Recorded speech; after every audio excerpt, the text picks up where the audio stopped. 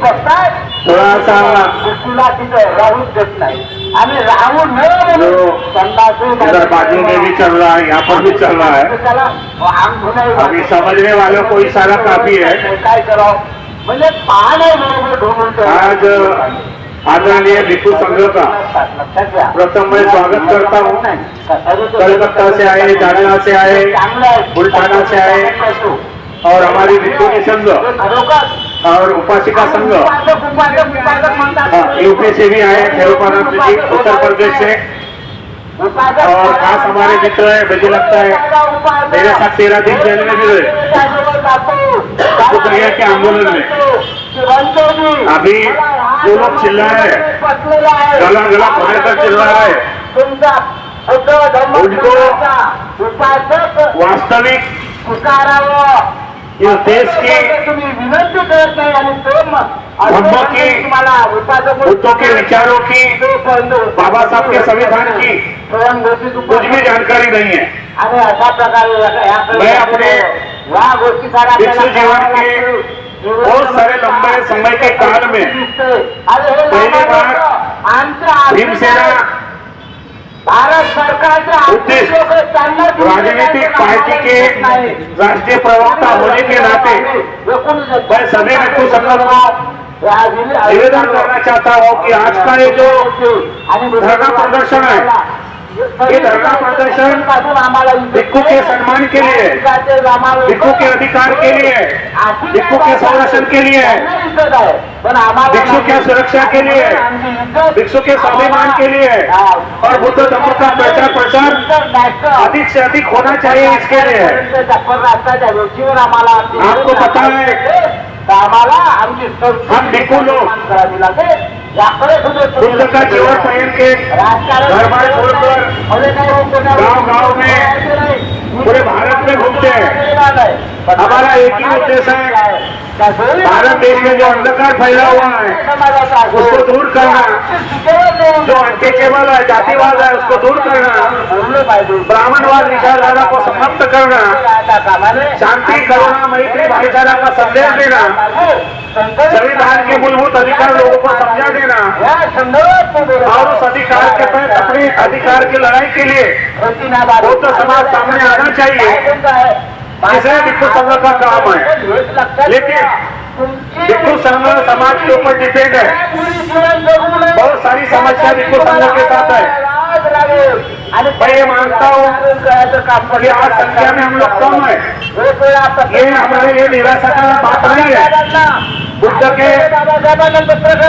धम्मचक्र परिवर्तन के दिन, आषाढ़ पूर्णिमा के दिन जो वर्षवास है, केवल 5 भिक्षु थे। मुझे लगता है यहाँ तो 10-15 भिक्षु है। लोग धर्म के नाम पर धंधा कर रहे हैं। लोग छोटे छोटे बच्चे को भावना पर करके जीवन देके ये साबित कर रहे हैं कि हम धर्म का काम कर रहे हैं। आपको धर्म का काम करना है, बाबा साहब का सपना साकार करना है, तो निश्चित रूप से बाबा साहब का दीक्षा भूमि पर 14 अक्टूबर 1956 को बाबा साहब ने धर्मांतर किया था कि मुझे प्रबुद्ध भारत का निर्माण करना है। प्रबुद्ध भारत का निर्माण माने क्या है, ये भी समझना जरूरी है। बाबा साहब को पता था कि मेरे लोग सोए हुए हैं, मेरे समाज को जागरूक करना है और जागरूक करना ही प्रबुद्ध भारत का निर्माण है। ये पहली पर भीमसेना के माध्यम से हो रही है।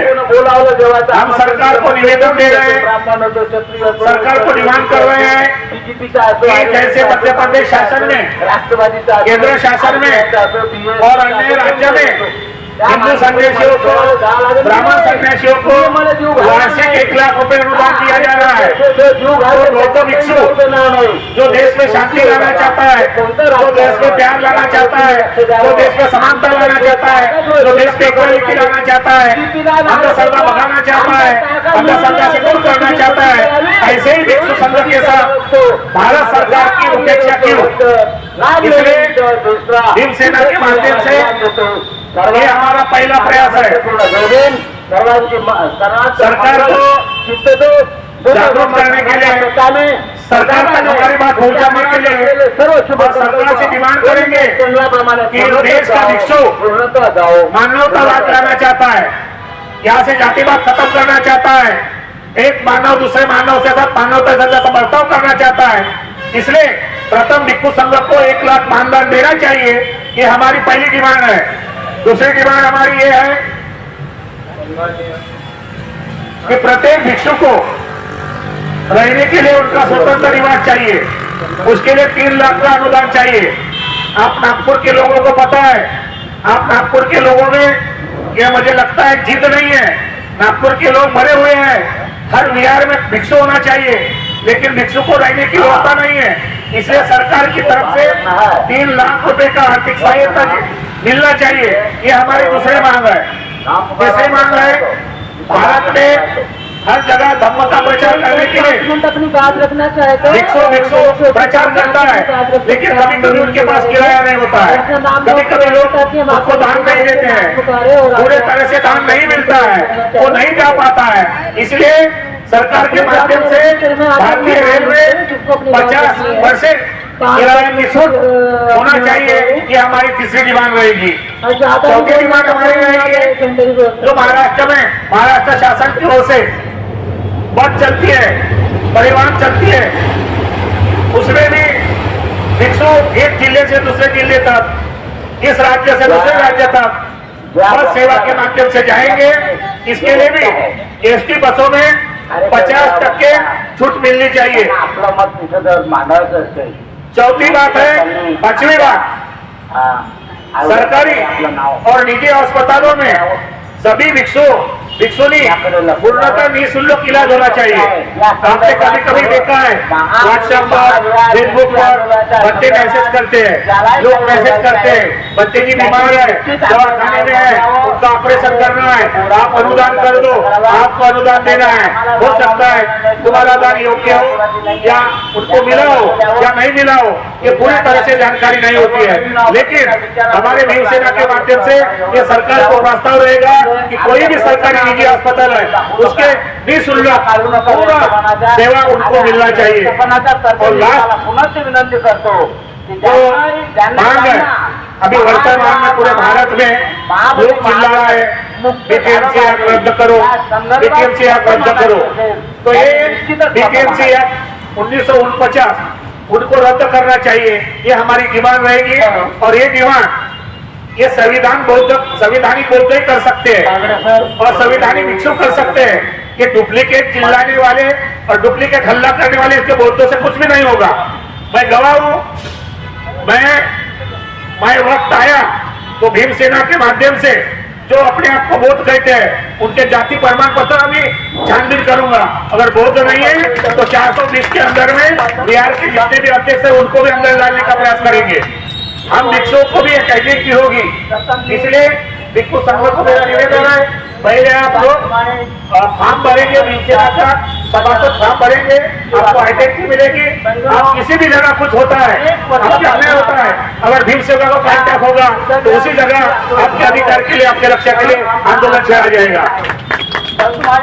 वर्तमान में जो महाराष्ट्र में भिक्षु है और जो महाराष्ट्र में बौद्ध है, उनसे भी निवेदन है, जो हमारे साथ जुड़ेगा, जो हमारे फॉर्म भरेगा, जो सभासद अर्ज भरेगा, और सरकार ने अभी हम लोग देवेंद्र फडणवीस महाराष्ट्र के मुख्यमंत्री उसको मिलेंगे और उन्होंने हमको कहा है और आश्वासन भी देंगे कि जो फॉर्म भरेंगे, जो फॉर्म दिया जाएंगे भीम सेना के माध्यम से, उसी को ये मानधन लागू होगा, सबको नहीं होने वाला है। इसलिए आज के दिन भी आप लोग फॉर्म भरो।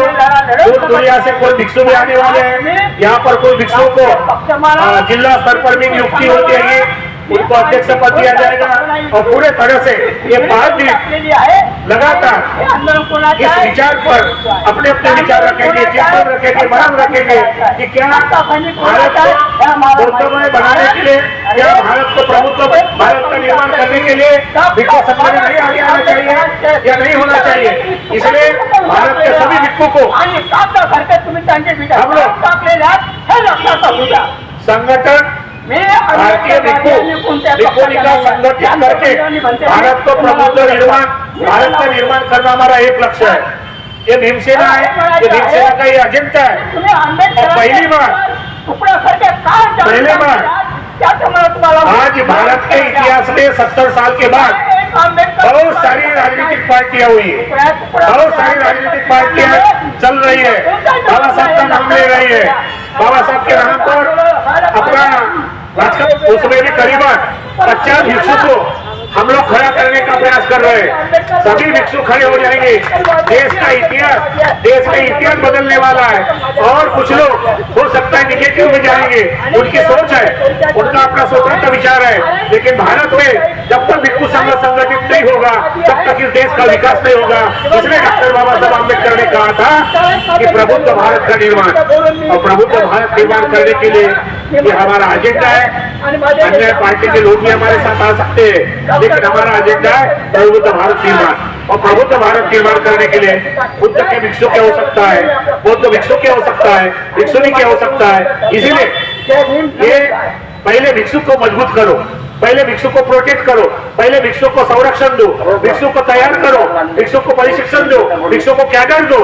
और वो भिक्षु कैडरित हो जाएगा तो पूरे भारत में सत्ता कैसी होना चाहिए, पावर कैसा आना चाहिए। तुम्हारे पास पावर भी नहीं, वावर भी नहीं, अलर्टे रहो। मैं ये चाहता हूँ, मैं किसी भी पूजा पाठ के विरोध में नहीं, लेकिन पूजा पाठ व्यक्तिगत उद्धार है, व्यक्तिगत डेवलपमेंट है। लेकिन इस देश को अगर बचाना है अपने व्यक्तिगत दुख से, अगर ज्यादा सामाजिक दुख की लड़ाई लड़नी है, शैक्षणिक दुख की लड़ाई लड़नी है, राजनीतिक दुख की लड़ाई लड़नी है, और इस दुख को दूर करने के लिए बाबा साहब ने भी बोला था, मेरे व्यक्तिगत दुख से ज्यादा सामाजिक हित के लिए मैं काम करना चाहता हूँ। मैं एक राष्ट्रीय प्रवक्ता होने के नाते आदरणीय भिक्षु संघ जो उत्तर प्रदेश से आया है, कलकत्ता से आया है, बुल्ढाना से आया, मुंबई से आया है, आप सभी को बारी बारी अपने विचार रखने हैं। और साथ ही साथ 2 फोटो, आधार कार्ड, पैन कार्ड और फॉर्म भरना है। और भीमसेना के हमारे जिला अध्यक्ष कहाँ गए, भाग गए क्या? अच्छा, वो उनको फॉर्म भरो। और जो लोग फॉर्म भरेंगे, महाराष्ट्र शासन से ऐसी सूचना है, जो भी फॉर्म भरेंगे उसी को ही भिक्षु संघ को हम लोग एक वार्षिक 1 लाख रुपए का अनुदान देंगे। 3 लाख रुपए भिक्षु निवास के लिए और सारी व्यवस्था। ये अभी पावसाली अधिवेशन है, हो सकता है कल हमारे साथ सीएम से मुलाकात होगी। माननीय परिवहन मंत्री महाराष्ट्र और नागपुर के लाडले सांसद नितिन जी गडकरी, उनको भी हम निवेदन देंगे और शासन प्रशासन के साथ लड़ाई करेंगे। भिक्षु सेना, धम्मसेना, धम्मसेना शासन प्रशासन के साथ संविधान के दायरे में लड़ाई लड़ेगा और भिक्षु संघ के अधिकार पे लड़ाई लड़ेगा। इसलिए भिक्षु संघ ने इस बात को सोचना चाहिए, इस बात पर विचार करना चाहिए, चिंतन करना चाहिए। केवल अभी भीख मांगने से, पूजा पाठ करने से, विहार में रहने से तुम्हारे मौलिक अधिकार नहीं मिलने वाले। इसलिए डॉक्टर बाबा साहब अम्बेडकर ने तुमको वोट डालने का अधिकार दिया, मत डालने का अधिकार दिया, तो सत्ता में आने के लिए भी अधिकार दिया है। जैसे उत्तर प्रदेश के योगी ना आज देश के उत्तर प्रदेश के मुख्यमंत्री है, क्यों ना भिक्षु संघ संसद में जाएंगे, क्यों ना भिक्षु संघ विधानसभा में जाएंगे, क्यों ना भिक्षु संघ नगर सेवक होंगे। उमा भारती मध्य प्रदेश की सीएम रही है, अभी वर्तमान में 130 आदमी का बम शॉट हुआ था, जेल में थी प्रज्ञा ठाकुर, उनको सांसद बनाया है। तो हमारे लोगों ने ये मानसिकता दूर करना चाहिए और भिक्षु संघ को अभी प्राधान्य देना चाहिए। इस देश में अगर भिक्षु संघ सामने आएगा तो देश में शांति लाएगा, देश में भाईचारा लाएगा, देश में अमन चमन लाएगा। उसके कोई बाल बच्चे नहीं है, उसकी कोई बीवी नहीं है, देश के लिए काम करेगा। और जो लोग विधानसभा में बीवी बच्चे वाले हैं वो चोरी करेंगे, डाका भी डालेंगे और तुमको भी लूटेंगे। इसलिए भिक्षु संघ को ज्यादा प्राधान्य देना चाहिए। इसी आशा और भावना के साथ मैं एक राष्ट्रीय प्रवक्ता होने के नाते भीमसेना भीमसेना के सभी कार्यकर्ता और उपस्थित सभी उपासक उपासिकाओं को नम्र निवेदन करता हूँ और आपके चैनल के माध्यम से, वर्तमान पत्र के माध्यम से पुनः एक बार मैं आह्वान करता हूँ कि नागपुर के लोग जो बुद्ध विहार के अध्यक्ष है, जो नागपुर में बैठे हुए भिक्षु है, उनसे भी मेरा अनुरोध है कि अधिक से अधिक संख्या में आइए, आपस में मतभेद बाहर करिए। मतभेद हो सकते हैं, मनभेद होता नहीं चाहिए और सच्चाई के लिए, एकता के लिए, देश की अखंड अखंडता के लिए, भाईचारा के लिए आप एक करने का प्रयास किए और कल ज्यादा से ज्यादा संविधान चौक में आने का प्रयास करें। इसी शब्दों के साथ मैं आप सबका शुक्रिया अदा करते हुए मैं अपनी बात को विराम देता हूँ। आप सभी का शुक्रिया, धन्यवाद। यहाँ पर जितने भी बहुजन मीडिया है, इलेक्ट्रॉनिक मीडिया है, प्रिंट मीडिया है, उन सबको मैं धन्यवाद देता हूँ। देश का चौथा स्तंभ है और देश का चौथा स्तंभ होने के नाते हमारी बात अच्छा देश का स्तंभ होने के नाते हमारी अपनी बात शासन प्रशासन समाज के बीच जागरूकता करने के लिए ये आंदोलन यहाँ तक नहीं है, ये 5 दिन का है। बताइए, कौन मत करो, ये बात 5 दिन की नहीं है, ये एक प्रयास है।